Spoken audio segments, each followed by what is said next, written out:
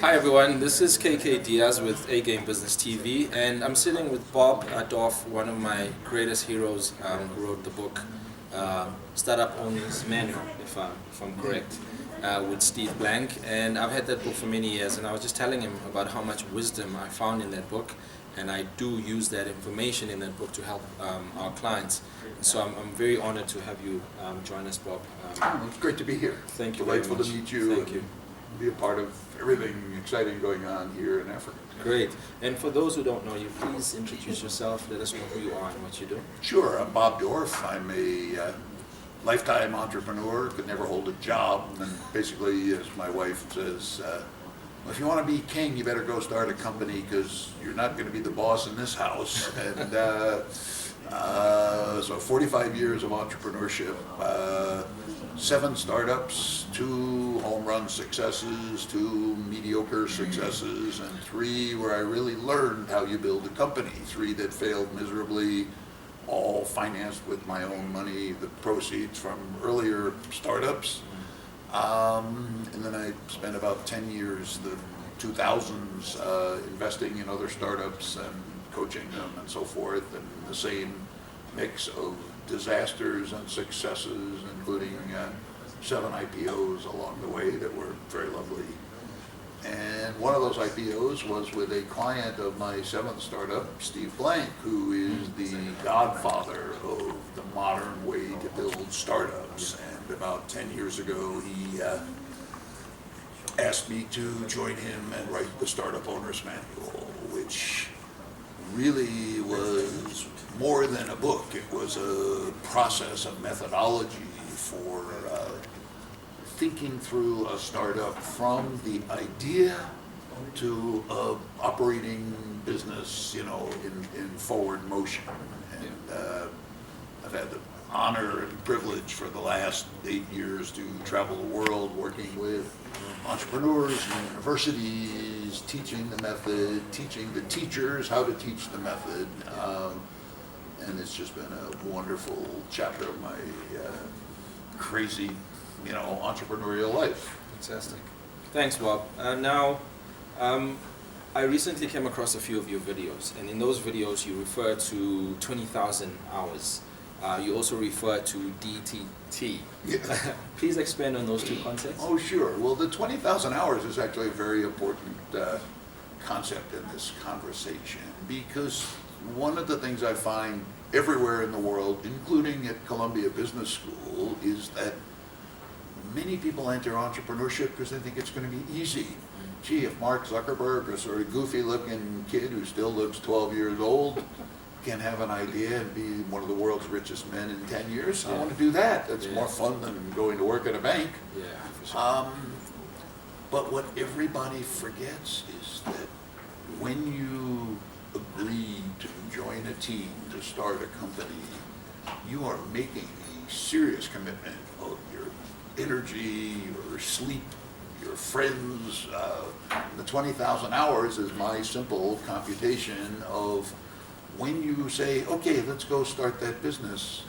If you are serious about it and you're hoping to have any reasonable chance of success, you have just signed a contract with yourself to work 80 or more hours a week for the next 5 years.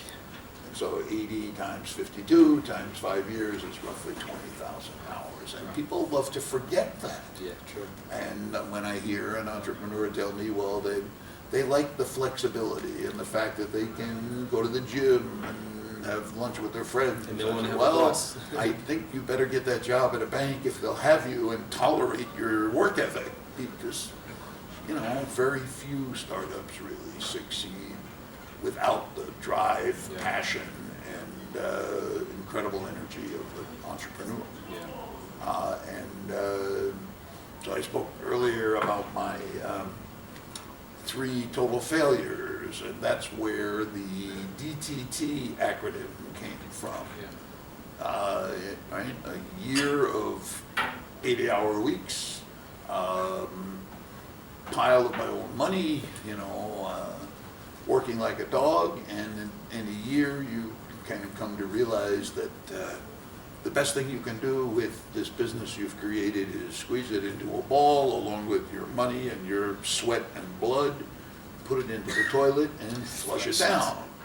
And that is when you learn what not to do the next time. Yeah. And that was really our joke, Steve Blanks and my joke about the Startup Owner's Manual is that between the covers are 500 stupid startup mistakes. Yeah. And pretty much every one of them has been made by one of us or the other or both of us. And I'm not really trying to sell books, but learning about those mistakes and avoiding them, learning from mentors and coaches and programs like your program, it doesn't guarantee success. Success is a hard fought battle, but it reduces the likelihood that you're going to fail. And that's all you can really do as the founder of a startup, is take away the failure points from your idea. And that's really the heart of the customer development methodology. Test every single component of your business. What are you going to charge for the product? Where are you going to sell it? Who is the target customer? What are the right features? You can test all of that before you build it, before you start selling it, before you spend money on advertising. So why wouldn't you do that? Again, each of those items is a potential cause of the failure of your business. So if you can test it before you build it or launch it, you can, remove that failure point. You may not remove them all because there may be a sudden, change in the economy or the weather, or some crazy red-headed clown gets elected president of the United States of America, changes the regulations. Yeah. But all you can do is work on all the things that you, as the entrepreneur, can control. Yeah. Test them. Test them with the only people whose opinions matter, the customer, because what your professor tells you, what your coach tells you, neither of them is going to give you money for your product. So you need to get the feedback from the person who is ultimately going to, so to speak, fund your And you success. refer to that person as the most important person, I guess, in the equation, which is the customer. Well, it's more than the equation, it's that they are the source of all knowledge, of all valuable knowledge about how to shape and optimize and minimize failure points in your startup. Great. You touched on quite a lot of important points. Let's start with regards to the failure rate. What is the research statistics around the failure rate of startups? Where are we sitting now? It's a horrible question. It's a really depressing question for many entrepreneurs, but better to understand the enemy, so to speak, the enemy being failure, than not. And so there are dozens of different statistics. Probably the most tried and true one is that 4 out of 5 businesses started don't make it past their 3rd birthday. Okay, so that's 80% failure rate. Now, some of that is somebody who's out of work starts a taco truck or a little retail business to try to feed the family, and then they get another job, so the business. But it's hard to say that that's anything other than a very scary number. But then if you sort of take a step up to tech startups or software development, to a business with a sort of higher objective of growth and long-term success, the failure rate there is far higher. It may be easily 98 or 96%. And so if you think about that just for a moment, 100 people join a club of we're all starting our businesses on the same day. Only 2 of them are going to be at the 5th birthday party, and that's really sad. But I guess that's part of the process, part of the nature of this beast. That only the fittest or only the strongest and the most determined will make it through to what we may term as success. Yeah, I think that's a very real part of it. And but I think the other thing is to make sure you set a reasonable goal. Yeah. The likelihood of anybody in the world coming up with the next Google or Facebook anytime soon is so small, Yeah. right? Yeah. And Google and Facebook were small startups once too, right? Yeah, sure. In fact, Google, its investors said, let's not even think about making money yet. Let's keep going till we really own the search world, because if we own the search world, that will unlock oceans of gold. So let's take another year or two, Right. and make sure I we wish get. there was more investors like that. Right, and also interestingly, at the time Google was founded, there were 18 other search engines, right? Ask Jeeves and just a whole bunch of, and basically they built a better mousetrap.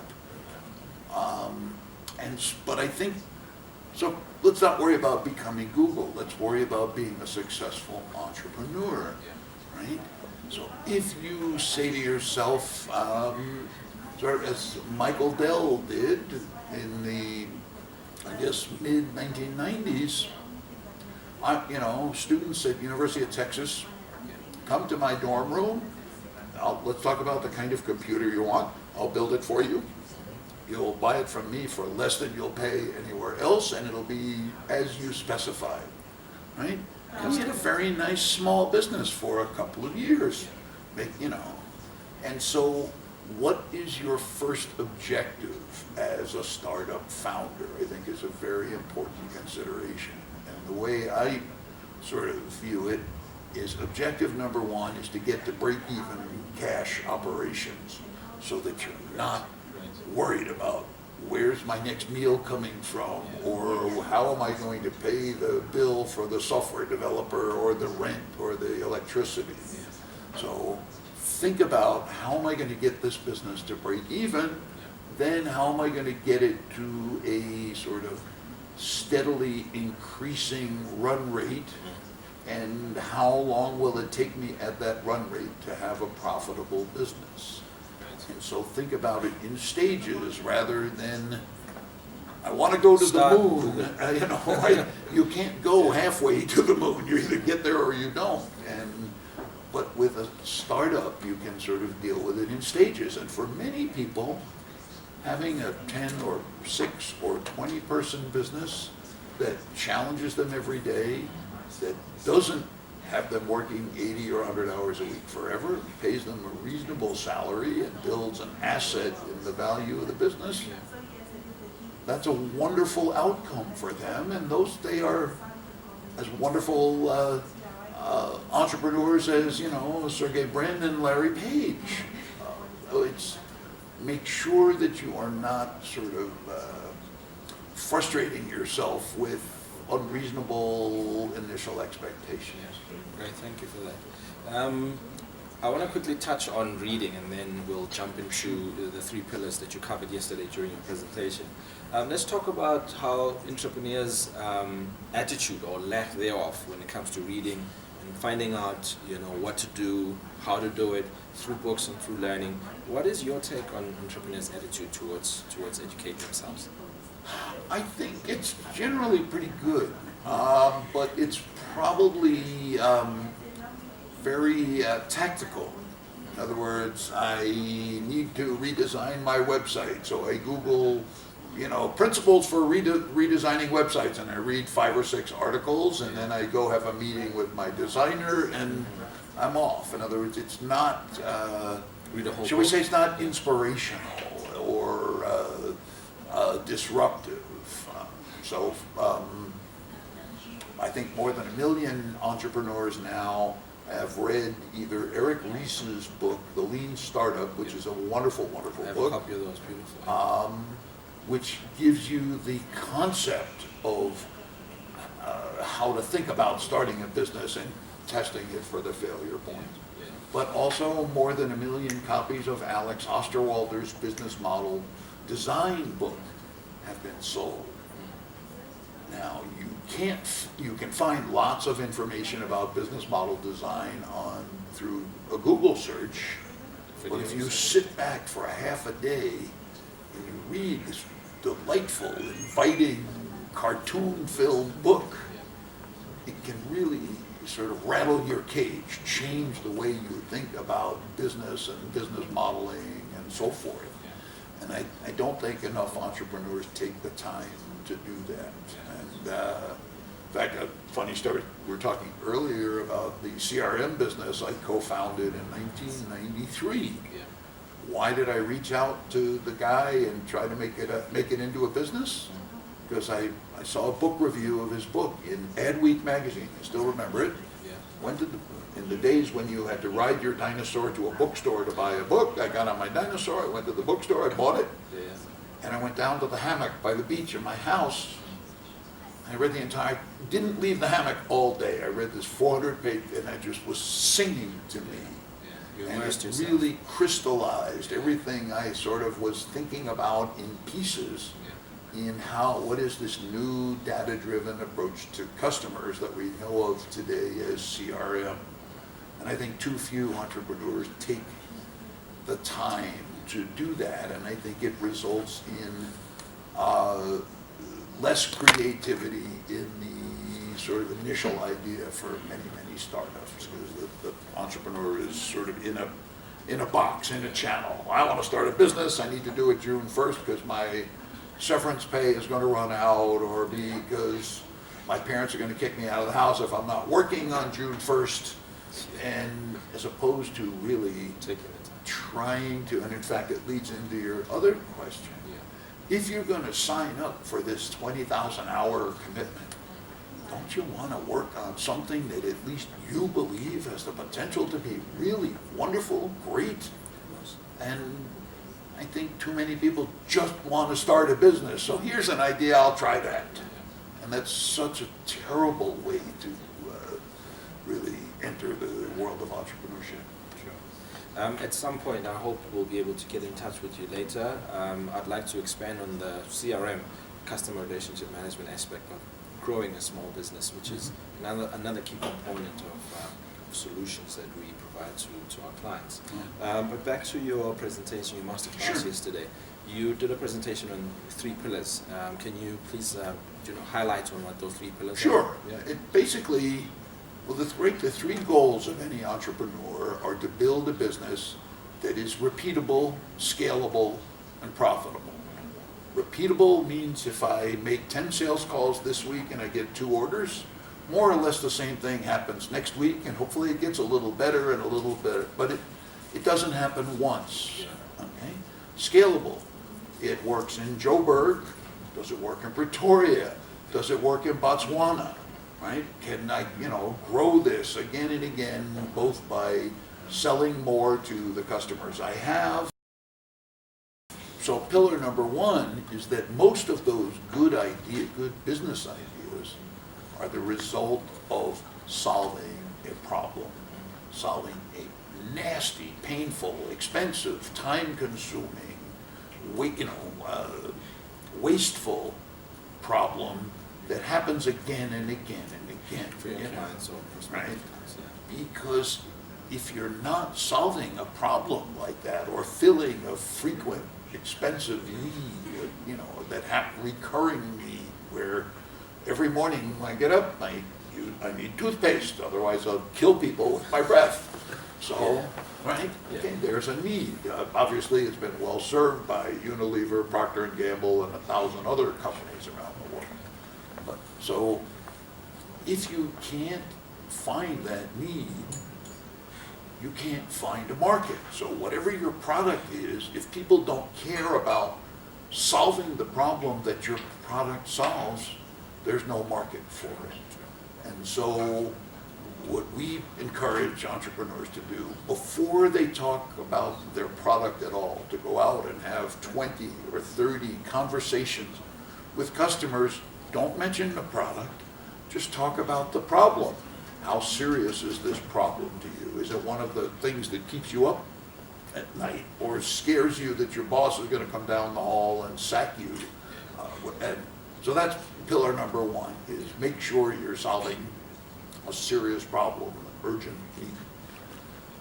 Pillar number two is, well, I guess, or 1B is if you're solving that need, lots of other people are probably solving it as well. Yeah. So do thorough competitive analysis and understand where your product fits in the universe, which leads to pillar number two, which is what we call product market fit. Test your way to understanding exactly who your customer is, what they look like, and do they resonate with your value proposition. With value proposition simply defined is, why should somebody give me money instead of one of my competitors? What do I do better, different, faster, cheaper, smarter, whatever? And probe for that match.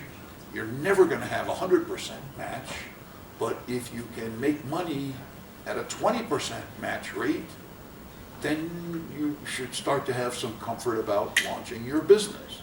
So if you interview 20 people to talk about your new software solution for collecting accounts receivable, and of the 20 people, 4 are very enthusiastic about, this is my most important problem. My boss calls me every morning to ask how we did yesterday. If I don't have good news for him very often, sooner or later I'm going to lose my job, whatever. So now you're encouraged, okay, there's a market for helping people collect their company's bills. And you test your way to that match. Okay, so now you sort of understand who the customer is and what the pitch is, what the value proposition is. The other thing that entrepreneurs love to forget about is the third pillar. How am I going to reach these customers at a price I can afford? And students all over the world tell me, I'm going to buy AdWords. They cost $2, and that's how I'm going to get my customers. And I said, well, what do you really get for $2 with a Google AdWord? What you get is a click to your website that lasts an average of 7 seconds of visit. That's not a customer. That's not even a tire kicker. You can't kick a tire in 7 seconds. You probably could, but you'll fall over. But and so testing, in most cases, for most startups, you're testing social media, email marketing, web marketing, things that you can do practically for free. What you have to do is test a variety of those. Don't promise yourself that I'm going to send out, a bunch of emails and get a bunch of responses, because you won't. Right? The statistics suggest that only 20% of commercial email gets into the person's inbox, and 20% of that maybe gets opened and considered. So that means you need to, you get 40 readers, 40 considerations for 1,000 emails. So you have to be testing all of these different approaches. There are a lot of people, very interesting, relatively inexpensive paid approach that more and more people seem to be having real success with is Facebook advertising. Yes. You can target it to some degree. You can certainly target it geographically. You can target it by demographic, age, and so forth. And it's pay-per-click, but it's pay-per-click among an audience that's there in their more relaxed time than they are when they're at work and your spam email arrives in their inbox. So to me, those 3 pillars are all prior to the launch of your business. You're doing all this work, all this testing, and optimizing of those pillars before the hard work begins, if you will, because the hard work is now convincing investors that you have solved enough of the problems to not assure, but to encourage them that there's a high likelihood of your success. And because now you have to start spending some real money manufacturing the product, Yes. marketing the product. You probably need more staff. And unless you have a very wealthy uncle who happens to, own a diamond mine or a gold mine or something, that money is very hard to come by. Bob, thank you very much. I know you have to get to your next session, so hopefully we'll get in touch virtually and we'll continue this conversation. My pleasure. Thank you very much. It's a pleasure. I'm very blessed to have had you here. Nice to, and I'm so thrilled that our book has helped you guide many Well, African nice. entrepreneurs towards success, Thank you and very much. I'm glad to help you and wish you all the best. Thank you. Folks, that's Bob Dorf, and yeah, we feel very honored to have, to have had him for a few minutes. We will definitely continue speaking to him, and we'll make sure to share those conversations with you. Bob, again, thank you very much. My Appreciate pleasure. it. That's KK Diaz with Bob Dorf with A Game Business TV. See you next time. Cheers.